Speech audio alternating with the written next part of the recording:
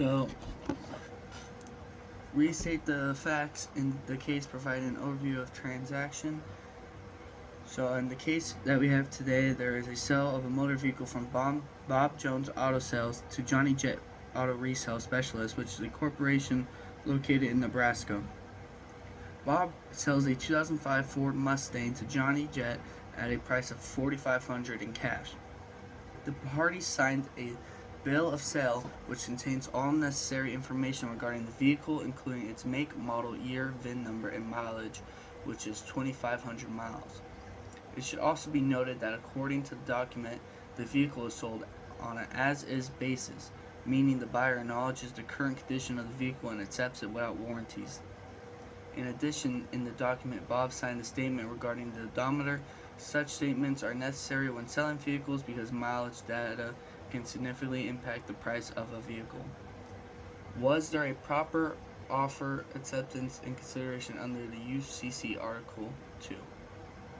Now, looking at whether a valid contract was formed under the UCC Article 2, which applies here because this is a sale of goods between merchants, we need to look at offer, acceptance, and consideration. First, the offer. Bob clearly makes an offer by putting the car up for a specific price, $4,500. Terms are clear, and so that checks out. Next is acceptance. Johnny accepts the offer by agreeing to buy the car and paying the money and signing the bill of sale. Under the UCC, acceptance does not have to be complicated. It can just be shown through actions like paying and signing, which we have both of these here. And then consideration, that's also pretty straightforward, as Johnny gives $4,500 and Bob gives the car. So both sides are exchanging something of value, so overall the three elements are met. And we do have a valid contract under the UCC. We analyzed whether there was proper identification of goods and whether the title was transferred. According to the UCC, there should be proper identification of the goods in the contract.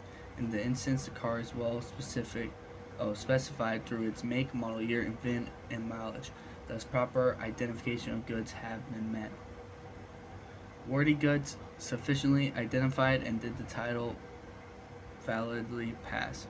Regarding title transfers to the buyer upon delivery of the goods, unless stated otherwise by the contract. Since the car was delivered, the price paid, and both parties signed, the title transfer was valid from Bob to Johnny. What warranties applied to the sale of this contract? Now let's discuss the warranties.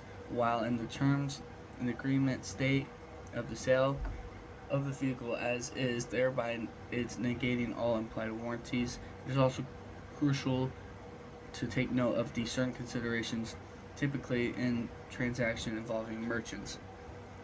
An implied warranty of merchantability exists whereby the product is expected to function reasonably. However, the as-is agreement serves to negate that. It also permissible according to the UCC. Nevertheless, Bob made several express warranties, such as his ownership of the vehicle, the lack of liens, and perhaps most notably the accuracy of the odometer reading.